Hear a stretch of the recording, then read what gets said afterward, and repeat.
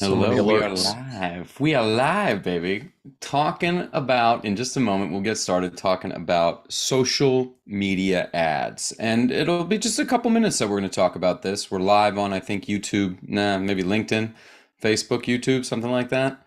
YouTube Some of sounds those. right. No, YouTube sounds right. And if you happen to ping in and you have a question, great. You can obviously hit us up on the socials. You can send us an email or a message, but I'm going to rant for a moment or two, and then I know David might poke holes in some things, and we'll keep iterating on there. But social media ads are a big kind of thing that gets talked about a lot. Facebook, Instagram, LinkedIn, TikTok, they all have an ad platform. And boy, do they want you to use it. TikTok is now even using some of the same verbiage that Facebook used to with boosting, right? They're trying to help come up with friendly ways to part you and your money, right? But one of the biggest things that we keep seeing is people are asking the question, should I or can I and all that, but they're not starting from the right place. And we wanted to kind of let everyone know that one of the best ways to figure out if social media advertising is for you, because it can be for literally any business, would be based on the type of content you're putting out on social media and the feedback you're getting. Because if you're just looking, like let's say, we'll go all the ways with this. Let's say you have a business and you post maybe once a week on your social platform, doesn't matter, Instagram, right? You think you're doing enough, you're posting, and you get probably commensurate engagement with that, right? You're not doing a lot of frequency, so maybe you get a few likes here and there, whatever. And you're thinking, wow, I want to boost it. I know that I could just get more people if I just pay Instagram, right? You set that up, you start paying, and your results are almost always, if that was your starting point, going to be underwhelming. And then people stop, never go back to it, and think that social media ads don't work for them. When what we would want to encourage people to do is you actually have to put your content out, specifically what you'd even want your ad content to be. You've got to put stuff like that out. Like I think we gave examples like this on another webinar, and I always like talking about the sandwich shop, right? Literally that fake Heard sandwich that shop that before. David and I should open up a sandwich shop at some point. If I were trying to figure out how could I get more people in, right? And I was going to run ads. Before that running of the ads, I would be posting a little bit of a variety of content. I would probably try a 15-second reel of somebody biting into one of my sandwiches. Then I would try a still graphic of the sandwich paired with a beer that we serve. And I would continue doing a couple of different content types native to Instagram, so that's images and video, to try to see, hey, of my followership, did it get a little bit more activity? And did any of it get picked up into the overarching algorithm, which is really what's interesting, right? Because as all these companies, these social platforms are figuring out how to get our attention, they reward people that are putting up content by posting that out on a bunch of people's feeds. So by you having a willingness to try some content out that's native to your brand, the feedback you get, and it won't always be someone calling you, it'll be the feedback in terms of likes, views, engagement, zero engagement. Did anyone share it? That's actually invaluable, like priceless information for what type of ads you would want to run. So I'll keep this hypothetical going. Sandwich shop. I run the reel about someone biting. I run a graphic that's just a sandwich beer pairing. Maybe I do a longer form video that's me talking about a recipe of how I came up with the David Foreman sandwich. Of those pieces of content, one is very likely to do better than others by some metric that you can count in the Instagram insights and analytics, whether that's going to be views, shares, engagements. Now, if they're all at zeros, meaning social media might not be the platform for you if you can't get any content that's going to go and engage with anybody. But again, very likely to be zero. I do test reels, test TikToks all the time. They never get zero. They don't pop off, but they never get zero. Based on what's working, you can actually infer that that type of content is sending the right signals to that algorithm, which again, there's different algorithms for every platform. So if you're on Instagram and you're saying, wow, with the one where I was biting the sandwich, that one got more views, a couple comments, you actually build an ad around that piece of content. You repurpose it, maybe you reshoot it in a way because you want to add a call to action to the end of it. These days you can actually do that with like text and things within the app. But not many people are actually letting the content dictate the ad strategy. They're coming up with like, I want to run ads, I want more business. Of course, everyone does. And they're willing to throw a couple bucks at something, but then they get such terrible return on that and end up saying social ads suck or Facebook ads suck. They don't suck. It's that if not used properly, they absolutely suck. We don't like ourselves as Clarity do social media ads, right? We specialize in Google ads, we specialize in SEO and website building, but we know a lot about it. That's our job as a marketing agency, and we have a referral that we give to people that really want to do this. But it all boils down to, what are you putting in that ad? And did you test that that content actually works on that platform, right, David? Oh, right. It's native to the platform, right? The expectation. If you're a sandwich shop, probably don't want a picture of you making sausage. Probably not going to be the thing that's. What if you have a sausage hoagie though? What? What if you have a sausage hoagie though? But you don't need to see how the sausage is made. You need to see how the hoagie's made. That's right. So, again, it would be, what are you putting out there, and what are you putting out that is expected on the platform too, right? Because people are it's native to that, right? And food is big on Instagram. I know everything's big on TikTok, but probably food wouldn't have the same longevity on Twitter, right? So it'd probably not be the place that you might go after the food, but maybe there's some text, right? Like Wendy's is on there, and I think 90% of the stuff that they do are just little fun little memes and things like that, right? They're not just doing all the things on all the platforms the same way, which is the being native to that platform is so important. No, I want to give another example, because why not, right? Let's say you owned a moving company. We'll play the game with another business or two. And you're on social media and you post some things on Instagram, you post some things on Facebook. Without trying other content types within the platform, you'd be stuck just probably putting up still graphics and hoping people would click on it, or doing the slide-ins from Instagram. When what you could try by putting in the extra effort to create that content would be a 60-second clip, literally of one person in your organization talking about a moving checklist. Here are the top 10 things you need to remember on move day. Bing, bang, boom, boom. And you don't think that's an ad, but that can then be taken and literally you put money in it, you run ads of just that piece of content with the end goal of driving them to your quote form. And it's because you added value in that content. They didn't scroll past it because it didn't scream ad. It was an added value, not necessarily an advertisement. Right. And you could expand on where that ad reaches, right? Maybe it only is people that are interested in Zillow, maybe only people that have done, or dabbling in the real estate space. So that way, you're showing up probably for the right people, and not maybe, Joe Schmo who, is, 15, 16 years old that, isn't ready to move out of his parents' house yet. The other cool part about some of the paid social, I'll assume that this is for all of them.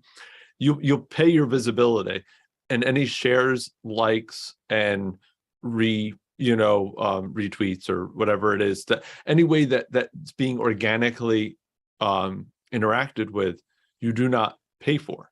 So if your checklist is a valuable content, and somebody maybe your ad didn't hit for you, but maybe they're like, oh man, my best friend is moving, I'm going to share this with them. That ad is free at that point. And if they then mention it and comment on it, that's free interaction with your brand. Now you're building up, right, how things are. And I know in the at least Facebook space, I'm sure it's probably the same in all the other ones, where you wouldn't also leave that ad going forever. At some point it drops off because it has a date, right? But then you repost almost the exact same thing again and watch as it finds new people. There's just so many people out there, right, that it's going to usually even do the same thing that did before. Yeah, not only can you do it on the platforms we were talking about, YouTube is essentially a social platform as well. And if you on your YouTube channel have a video that popped off, you need to look at that. Take a look at that specific video and say, wait a minute, I didn't do any, organically. You posted 12 videos over the last year. One has a ton more videos than the next. It's time to dive into the data on that one video. And the algorithm is telling you more people wanted to see this one if you didn't do anything. Well, what does that tell you? Okay, Humans somewhere else saw this video, right? Well, what can you then do with it? You can actually run ads to that video by adding in a end title card and those slide ins with links, create calls to action right around the same dang video.